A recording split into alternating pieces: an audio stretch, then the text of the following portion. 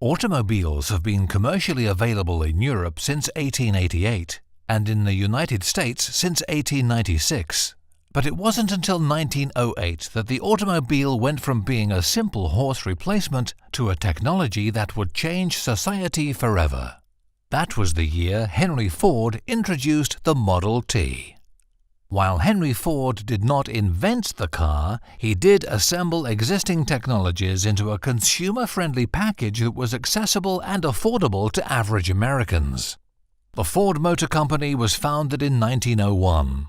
They sold their first car approximately 12 months later, a race car, targeted at a handful of wealthy enthusiasts. But Ford's ultimate dream was a car for the masses. 7 years later, Ford introduced the Model T at a price of $825, or what would be about $21,000 today.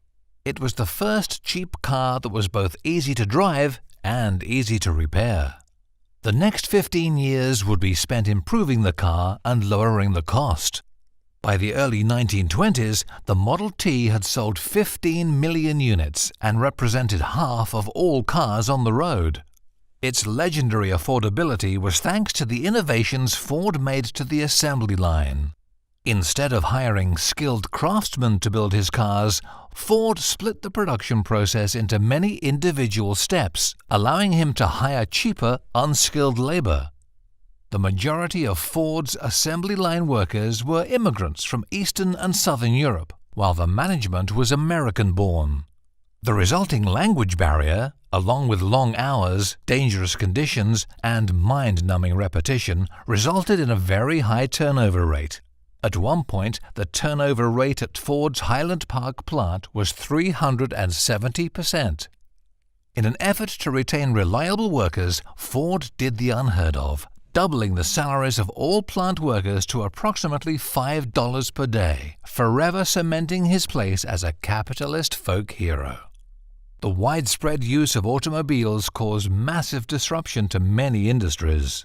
Train ridership dropped by 40% in less than 10 years, and unfortunately, the horse population in the United States dropped by over a third. But those losses were more than made up for by the untold number of new industries created by the automobile. Motels, mechanics, gas stations, fast food, drive-in movies, just to name a few.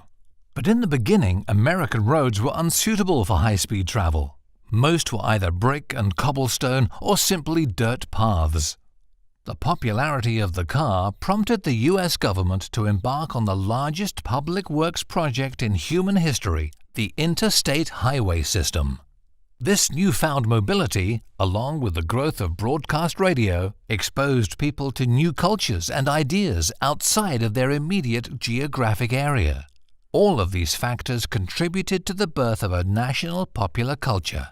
Teenagers loved this new freedom, using the automobile to escape the watchful eye of their conservative parents. They could branch out from the home, visit friends, drive into the city, or simply use the car as a private place for sexual experimentation. Social changes at this breakneck speed were bound to be met by a conservative backlash. In a poll of Protestant preachers at the time, half said the spiritual fabric of America was damaged by the automobile. Of course, those fears sound silly today, but the true dangers of gas-powered automobiles wouldn't become apparent until almost a century later, as humanity only now begins to face the potentially devastating effects of global climate change.